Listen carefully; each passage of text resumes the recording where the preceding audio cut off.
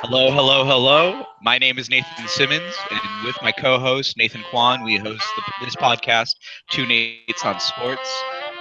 We all are wishing you all guys a happy New Year on this December 31st, 2016, the last day of a controversial year to say the least.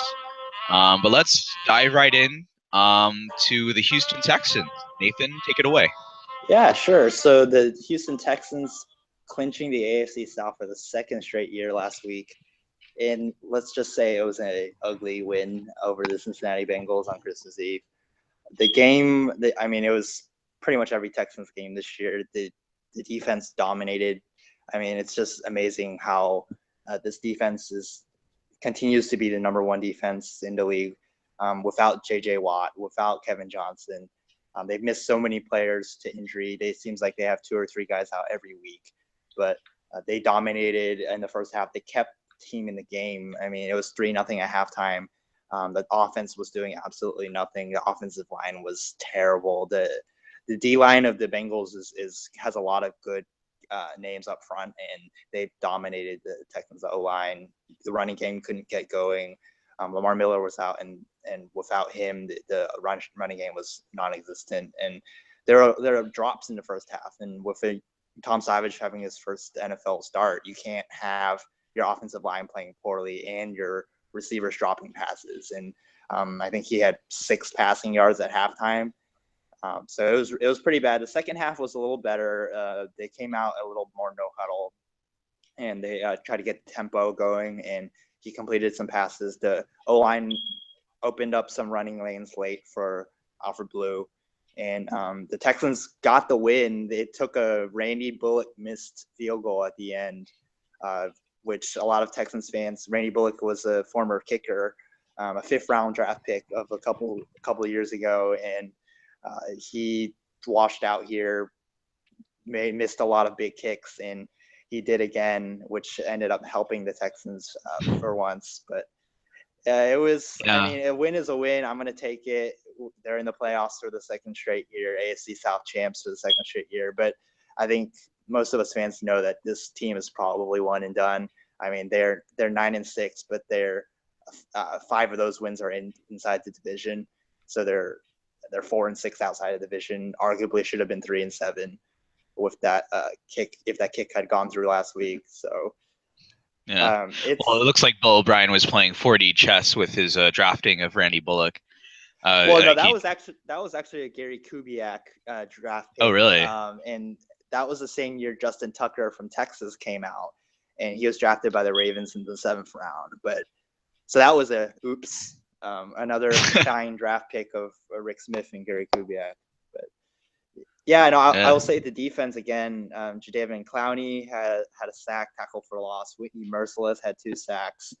The secondary has actually been really underrated. I think AJ Boye has had an outstanding season. He is one of the most improved players on the team.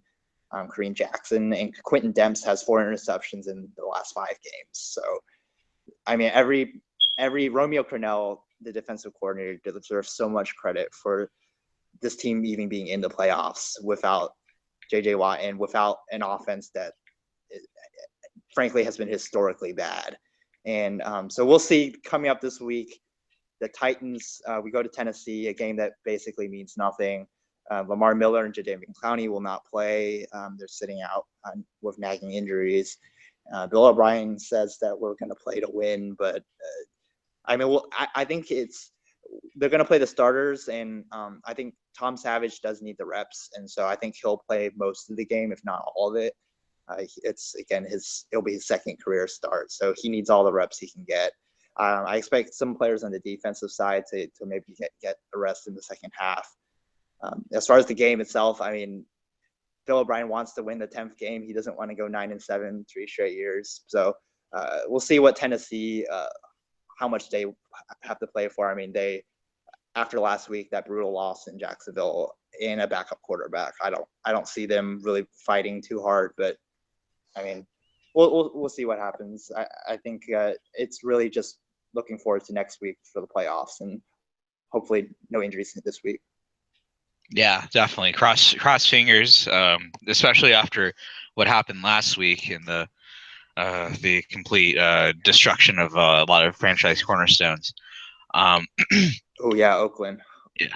Man, That's rough. you got to feel for them to at least to some extent. Even though, I mean, granted, I know like you as a Texans fan, we're not looking forward to a Cowboys Raiders Super Bowl, but even still, like hopefully Derek Carr has a full recovery and returns to how he was before next year. But thumbs the brakes. It was. I saw the highlights for. I didn't get to really see the Cincinnati Texans game. Oh, you didn't miss much. Yeah. Just I was. It was mostly just you, just like filling me in, and I might have caught some of the highlights on YouTube. But yeah, I mean, going back to what you said, I mean, Romeo Crennel, I think definitely deserves assistant coach of the year, for his work. And the great thing about this Texans defense, if I can touch on that for a little bit, Yeah, is sure. that it just on every level they have playmakers. Going back to AJ Bouye, who you touched on a bit, but he's arguably been one of the best cornerbacks in all of football this year. And for someone that was such like, I don't even think he was drafted. His 7th-round pick, I think. 7th round, yeah, barely drafted then. Yeah. So, but he's I think after this year an unrestricted free agent. So hopefully they have enough cap space to back up the truck and keep him next year. But yeah, just up and down in Jadeveon Clowney finally made it to his first Pro Bowl, so that's nice to see.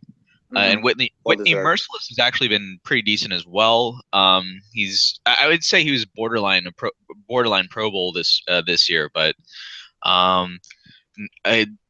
again, just everyone's been able to step up in JJ Watt's absence, and that's been nice to see. I mean, like, while I do agree that more than likely this Texans team is probably not going to win any games in the playoffs, at the very least they have a shot to, and if they can make it to the Super Bowl, they'll have home field advantage. So that's plenty of motivation, I think, for them to try to make it. Yeah, I mean, but we'll see. The one devil's advocate I will throw in is they do have the top defense in the league, and depending on what happens this weekend with the Kansas City, San Diego game and the Oakland Denver game, they could have a favorable matchup against a backup quarterback. And so, I mean, with the number one defense, you can never really count them out. It's just the offense is so bad, and I mean, it's you have a backup quarterback essentially making his second and third career starts, and I mean, you're going to be facing good defenses. Granted, I think looking at the AFC playoff picture, basically, if Kansas City wins in San Diego, well, actually, it basically comes down to the Denver-Oakland game. So if Denver beats Oakland and Kansas City beats San Diego, then the Raiders will be the 5th seed. Kansas City will take the AFC West. And so the Texans will play Matt McGloin and the Raiders. And so that matchup, I think, is semi-favorable. I think Matt McGloin, again, a backup quarterback against the number one defense, you would think that the Texans would be able to play well on that side of the ball. And then the Raiders defense, while it has improved a lot over the year, I think that the Texans showed that they could move the ball against the Raiders in that Monday night game in Mexico City. And so I think Miami, it would take basically a miracle for us to play them, but I wouldn't be too scared of Matt Moore either, but just based on the way the Dolphins have looked. I mean, having a miracle comeback basically to win in Buffalo last week was not that impressive at all. And so I think basically Texans fans are just hoping we avoid the Chiefs. And at this point, it looks like that is probably going to happen. Kansas City, again, last year came in and whooped us 30-0. And they look to have a better team than last year. And we look to have a worse team than last year. So that's basically the AFC side. Moving on to the NFC side, the Dallas Cowboys picked up another win. They're 13th of the year. coming back against the Detroit Lions, who were playing for a lot. They were playing to clinch a potential playoff berth, but they got steamrolled.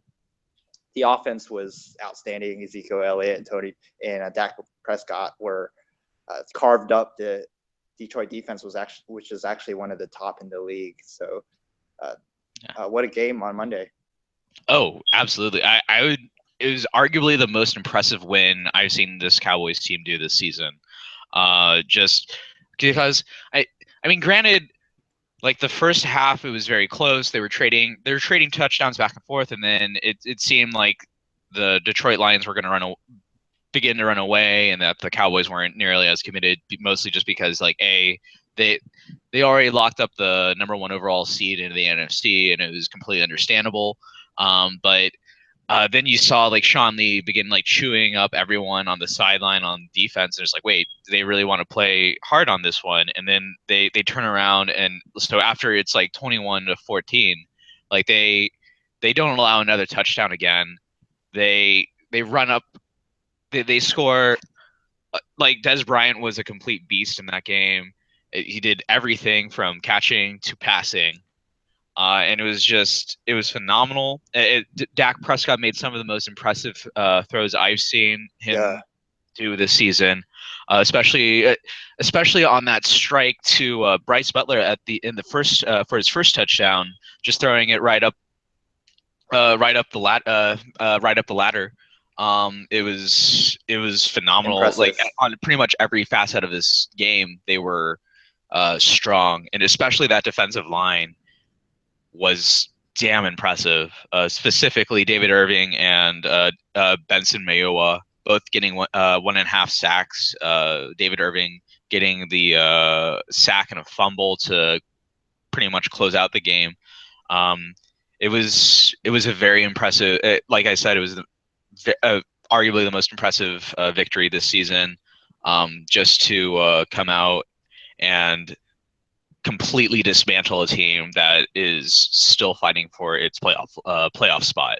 Yeah, I think especially after the New York game again on Sunday night, you have back-to-back home games against two defenses that are red hot. Tampa Bay was coming in, was having destroyed New Orleans' offense, and Detroit's has been outstanding all year. And I think that's pretty impressive, that turnaround after the Giants game where they looked so bad offensively. Yeah, no, definitely. Ironically enough, like both of the defenses that they just annihilated had come off of shutting down Drew Brees within the last like 3 weeks, and like Drew Brees has been like technically the leading quarterback, like in terms of just like in terms of like sort of like both yards and touchdowns, but Dak Prescott arguably had better performances against these two defenses than Drew Brees. So just to put that in perspective. Yeah. Going forward, really the biggest concern going forward was more so just hoping Tyron Smith doesn't have too serious an injury. From what the reports I've heard, he doesn't. They actually do have quite a few banged up players going into Philadelphia. The defensive line has had to take at least 2 people up from the practice squad just to fill in. Outside of that, really the most important thing they have to be concerned about is just making sure they keep everyone healthy going into the playoffs. They at least have a bye, so that'll give them extra rest. But right now they're sitting very pretty. Let's just put it that way. Yeah. So this week against they're going to Philadelphia again, a game that doesn't matter. They've already blocked up everything, and there are reports from Adam Schefter this week of ESPN who said that Tony Romo and Mark Sanchez would get some snaps in this game. So how do you think it's going to play out with does Prescott play a half, or how do you see that playing out? I could see him playing a half just because like he's still so young that he just needs as many snaps as possible. I mean, like it's possible that the Eagles throw in a few defensive schemes that he's never seen before, and then that at least prepares him going into the playoffs. It really does depend though on like how they manage their offensive line.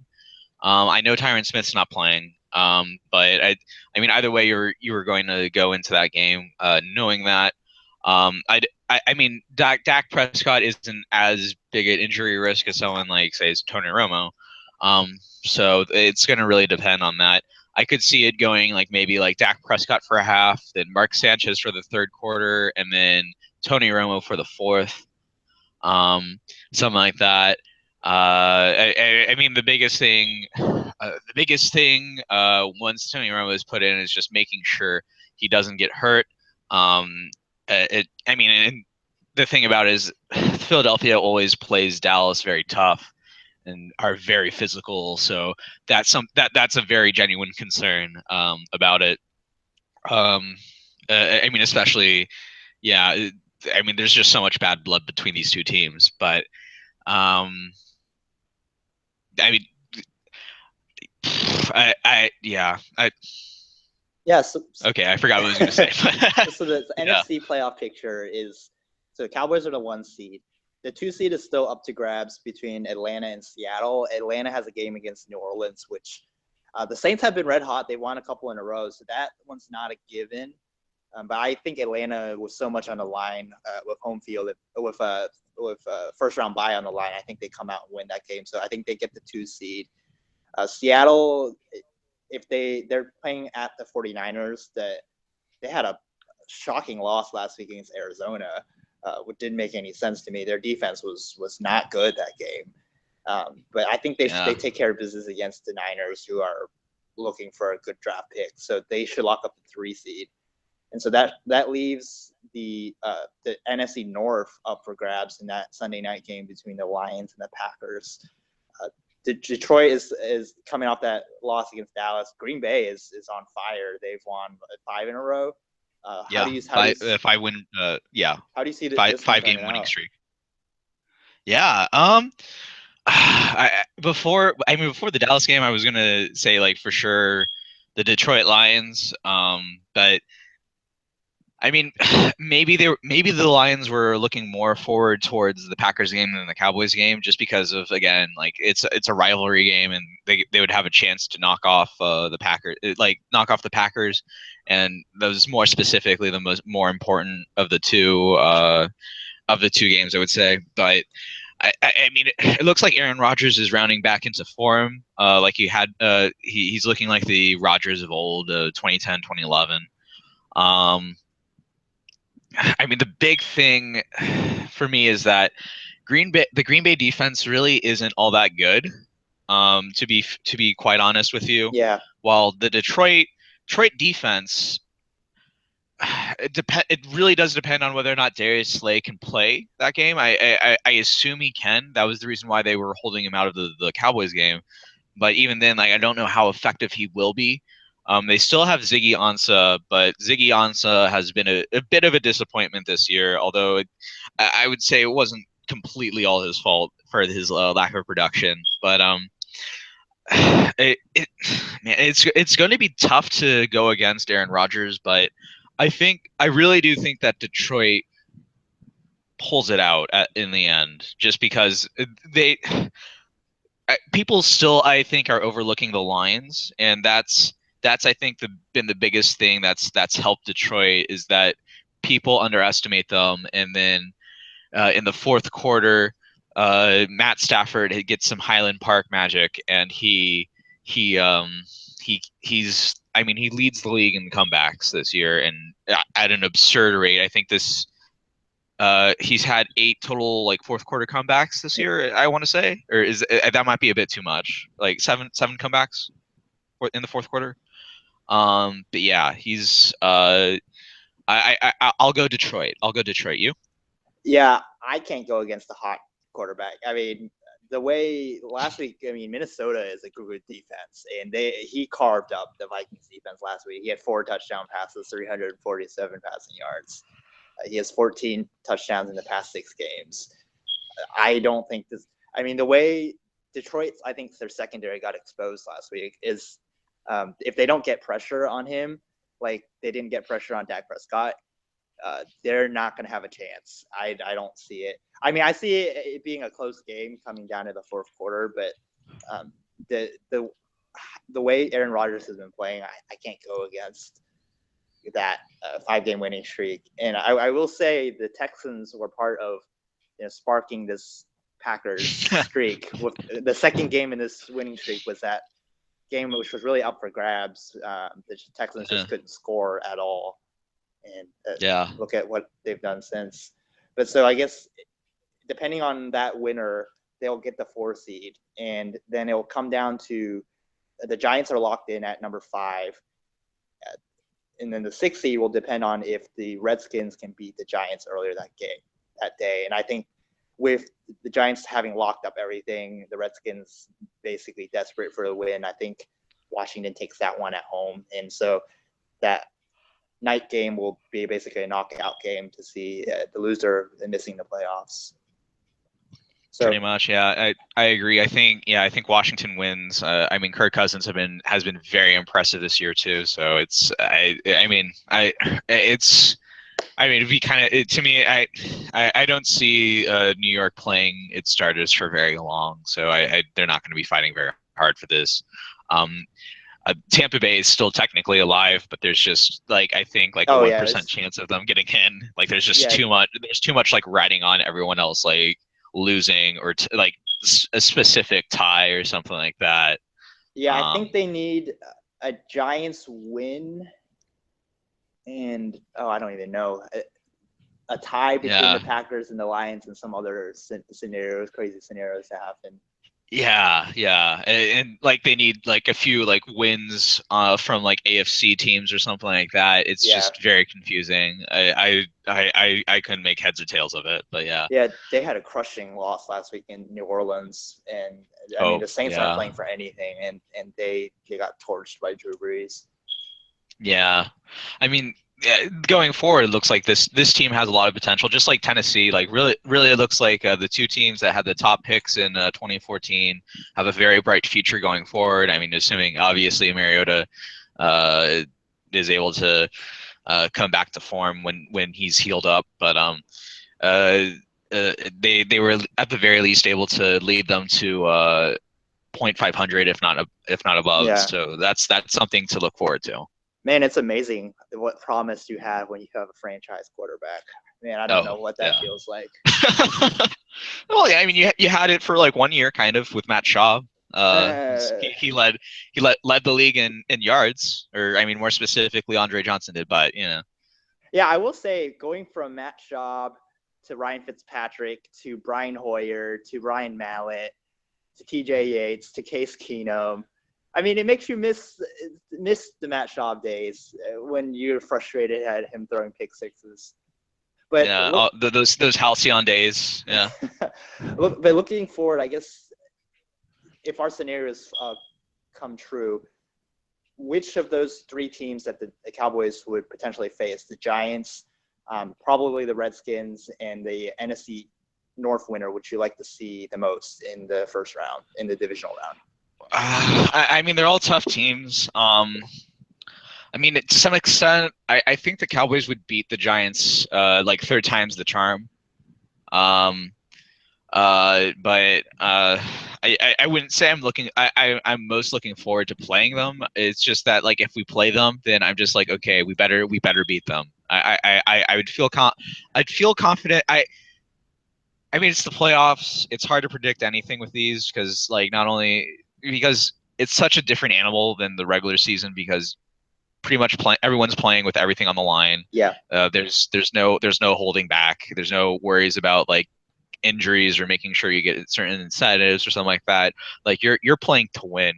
And so any team that the Cowboys face is going to be a tough team to beat, even though the Cowboys will be at home for pretty much all of this.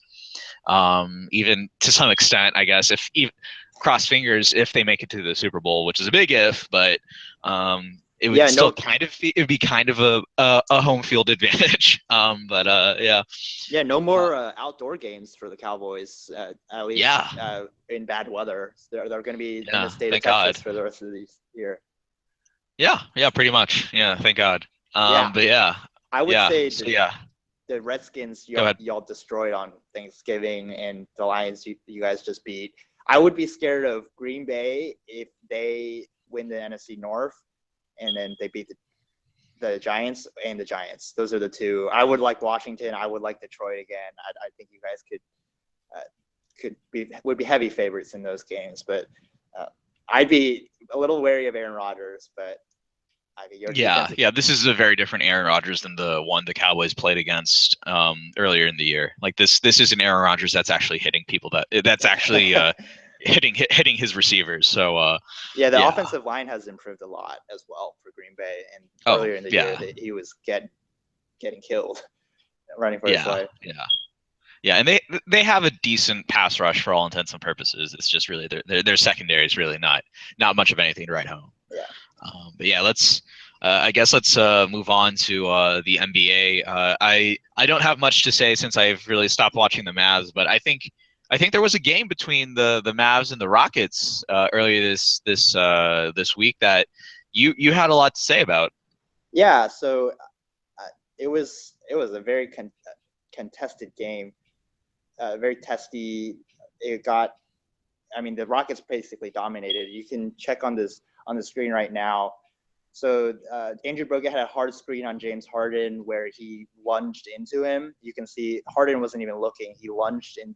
So Bogut's been known for setting hard screens, and so Harden took exception to that. You can see it's an 11-point game at that point.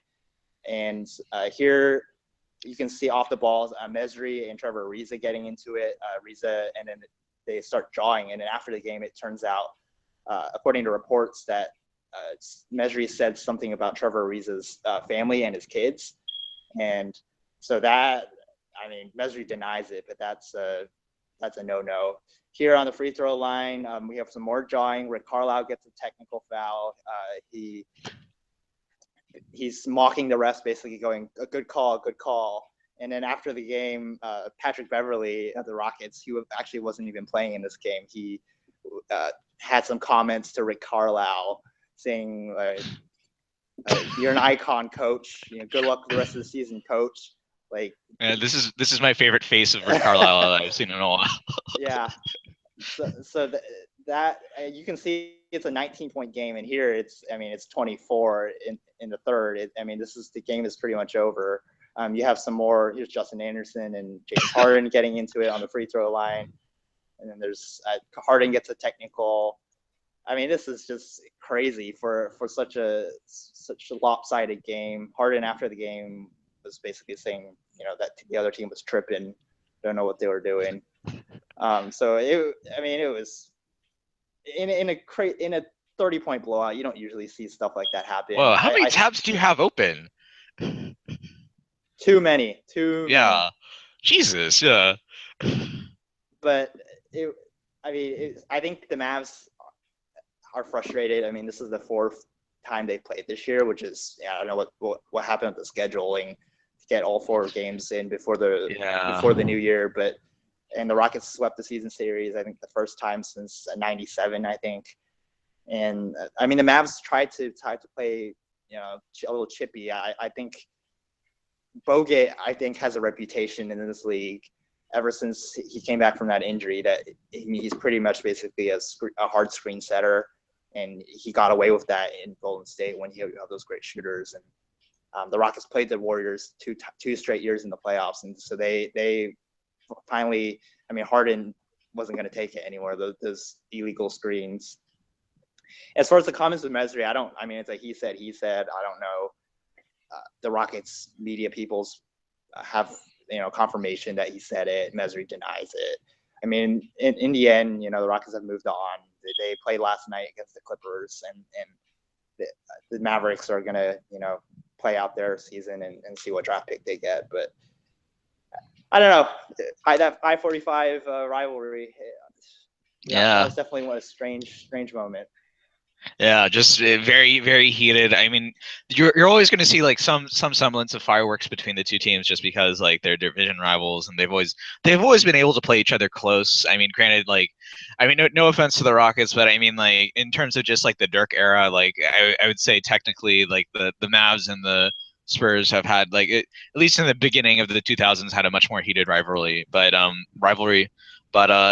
yeah, it was very strange to like look at some of the highlights for that, just because this is a team with still a lot of pride, because you have like I mean, people going into the season wanted to win. Like, you had Wesley Matthews who came to Dallas wanting to win. You had Harrison Barnes wanting to win. Andrew Bogut's here to win. Dirk Nowitzki obviously wants to win. Like, this is a team that only knows about like trying their hardest, wanting to win, trying to make it to the playoffs, and they're just. Well, I will say they're not as bad a team as I was saying earlier in the year. They're just not a very good team. They're at best a .500 team, as they've been pretty much showing for the past 2 weeks. They still ended up getting a few wins, I think. Um, Yeah, I they think they keep beat the winning in Lakers. LA. They should just play Yeah, all their games at the Staples Center. yeah, yeah, maybe they might move there for the year. I don't know. But yeah, no, I they're playing. Go ahead. Yeah, I will say the bottom of the West. So the top seven is a bloodbath between you have Golden State, the Spurs, the Rockets, Clippers, Utah, Oklahoma City, and Memphis. But right now, sitting in eighth is Sacramento, and they're 14 and 18. So that eighth seed is really up for grabs between the rest of the West. And the Mavs they're in last, but they're only 5 games behind Sacramento for that eighth seed. So I mean, everyone's getting healthy now. They really have a realistic shot. I mean, Sacramento, it doesn't scare me at all.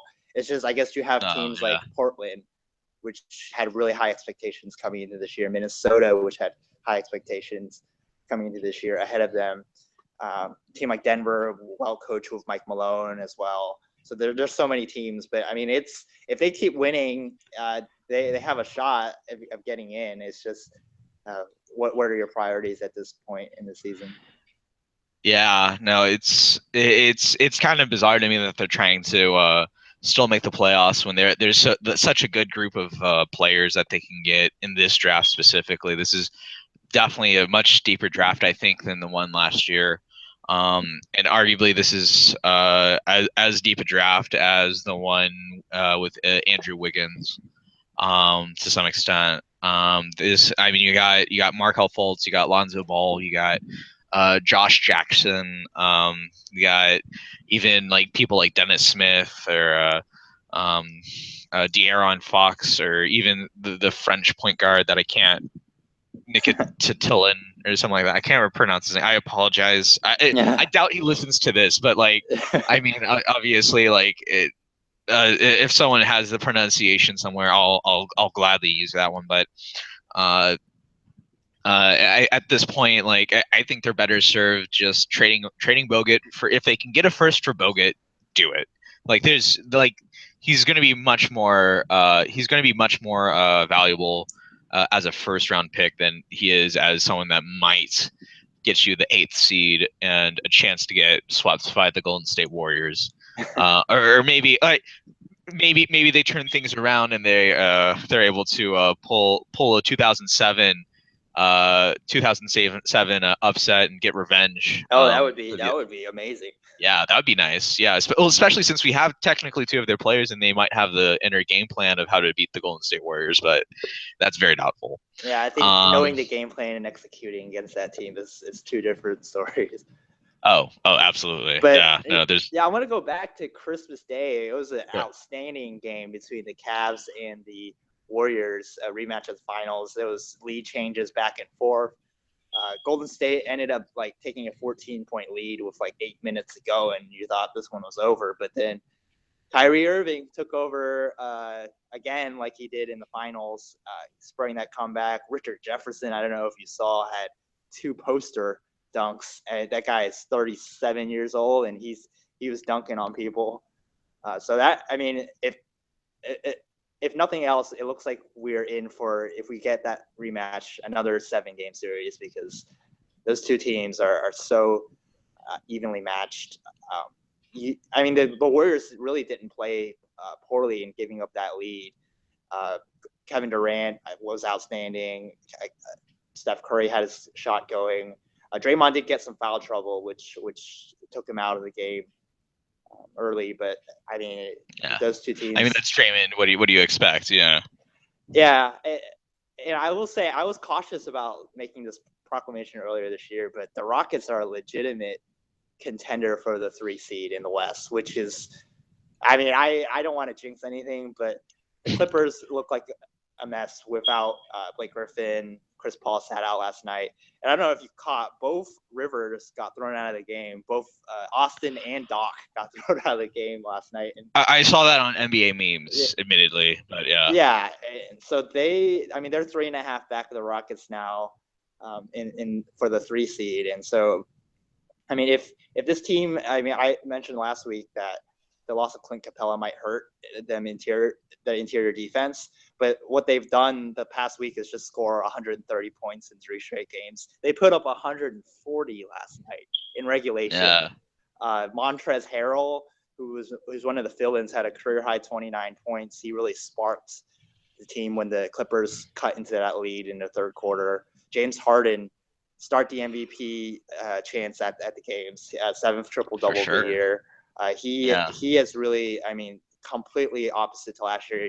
Commitment to defense, finding his teammates as a point guard for Mike D'Antoni. I mean, he is getting like 13 and 14 assists on a regular basis.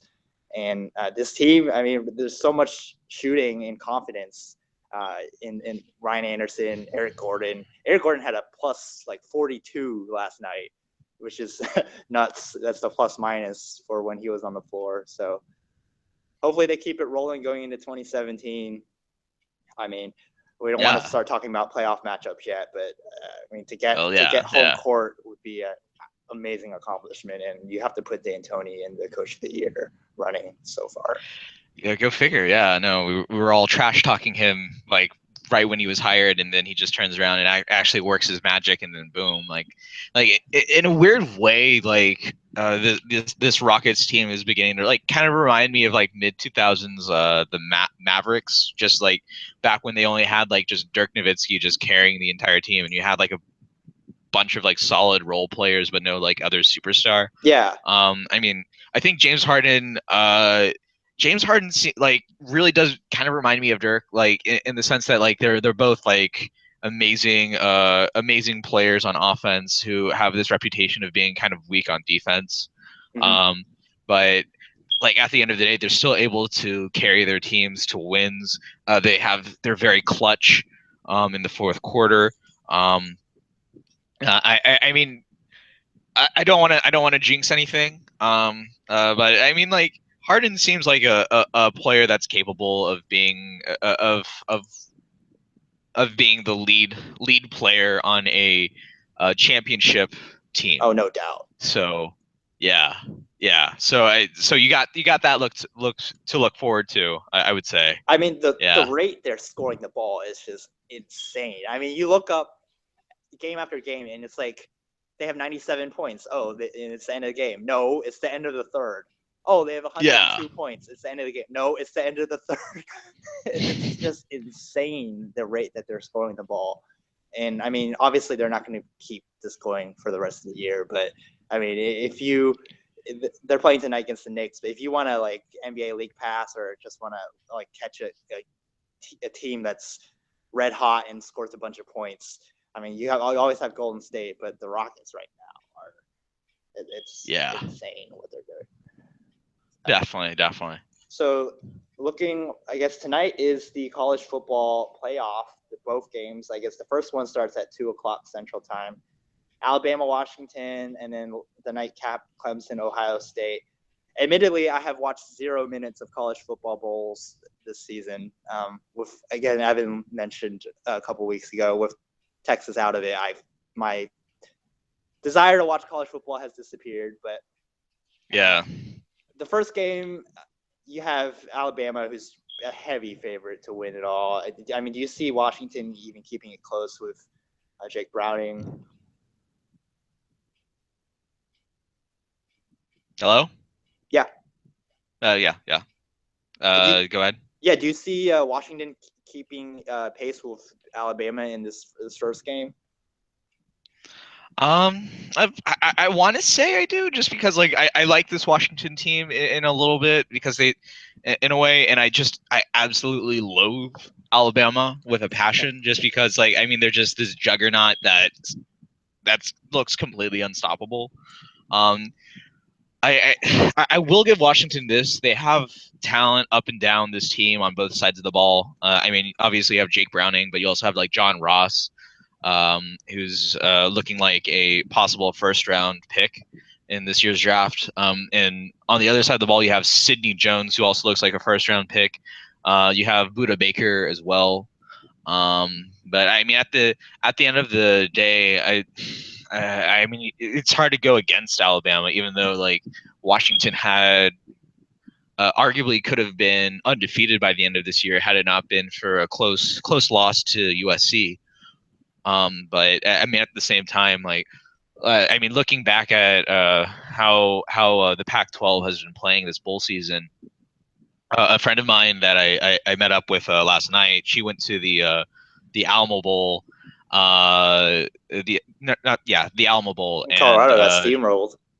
yeah, the Colorado got steamrolled, and I mean, granted, Washington technically also steamrolled them in the Pac-12 championship, but still, I mean, it's hard to really say that the Pac-12 has been that good this year, Yeah. outside of Washington and USC. Yeah. Um, so so yeah, it's.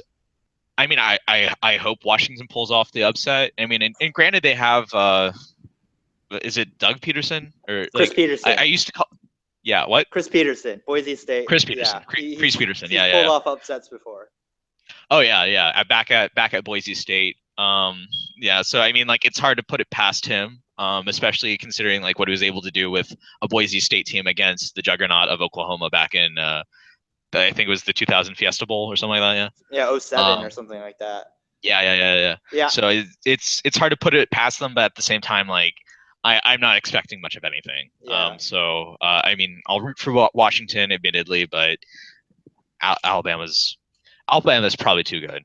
Yeah, but we'll see. I think it all comes down to up front for Washington. I mean, Bama has the best front seven in college football, and they've had the best front seven for the last 5 years, it seems. And so in the loss to USC, Browning was really, I mean, he was pressured. He was not good. He was 17 of 36 at 2 interceptions. And so that was the most athletic defense that they played, and they didn't play well up front. So I think that will be key. I think they need to get turnovers on Jalen Hurts. So whenever Bama has lost over the years, they've always hit like a bunch of turnovers, interceptions, fumbles. So their defense needs to turn the ball over because, I mean, Bama can just control the clock running the ball. And if you get those big plays from Jalen Hurts, it's over. I mean, it'll be really hard to beat them. Yeah. But yeah, in looking at the other matchup in the playoffs that looks to be at least a bit more evenly matched, you got Clemson versus Ohio State. What's your take on the game? Yeah, so what I saw was Deshaun Watson. He got snubbed, some would say, for the Heisman again, and so he had a comment where he was like, he wants to win a trophy that nobody has to vote for, the one on the field, and so it's his last hurrah. I mean, last year they made it all the way to the championship game and had a legitimate chance of winning that game, and they just came up short in the end. So we'll see how he can end his career. It's the Clemson offensive line, or the Ohio State offensive line, how they hold up against Clemson's defensive front, I think, plays a big role. If JT Barrett and the running game can get going, I think that leaves that helps Ohio State's chances a lot in this game. JT Barrett, if you keep him in the pocket and make him a pocket passer, it makes him a lot less effective. And so I think Clemson's defense needs to be able to do that to help them out. As also, Clemson's wide receivers against Ohio State secondary will be a big key. Clemson has a lot of different weapons, Mike Williams, Artavius Scott. And so Ohio State's secondary really hasn't played a team that has this many skilled wide receivers. So that'll be another interesting matchup to see. I think this game actually it's really a toss-up. I'll take Ohio State just because I don't want to see a rematch in the national championship game. I do like Deshaun Watson a lot. I think he'll be a good NFL quarterback, but let's mix it up a bit for the national championship. Yeah, I don't blame you either. I mean, it'd be nice to see sort of like a rematch of the semifinals back in the first CFB playoffs. Yeah. And and Ohio State does have like the weapons to take down Clemson. I mean, they have the cornerback pair of Crownley. I think I forget the names, but like arguably two first round quality cornerbacks there. JT Barrett also or Barnett. Is it Barnett or Barrett? JT Man, Barrett. my brain. Barrett, yeah, JT Barrett, former Texas high school player. But yeah, he's this is also I think his last year. Mm-hmm. And while he hasn't been nearly on the same level as Deshaun Watson, he hasn't been. He did technically help lead a team to a championship. So he's someone that you can't really look past. But yeah, it should be a nice close game. Again, I've only really been able to watch. I do remember. I've only been able to see like one game from each team. Ohio State versus Michigan and Clemson versus NC State. Both were very close games. Specifically, the Clemson one versus NC State was decided by like missed field goals and overtime. But I think both going in are still going to be going into an uphill battle against Alabama. Yeah. We'll see. I mean, I think of the two, Ohio State might have the best chance of taking down Alabama, just because I think the Big Ten, which has 12 teams, has Stronger comparable teams. quality to SEC. So I think Ohio State is the most prepared of the three, of Washington, Clemson, and Ohio State, to beat Alabama. Yeah. For the record, if Washington does somehow pull off a miracle, I would like to see the Clemson Washington national championship, just to see some new teams in there. I mean, Ohio State has won and Bama has won, and so I guess that would be a matchup between the first two winners of the playoff. This would be a third playoff.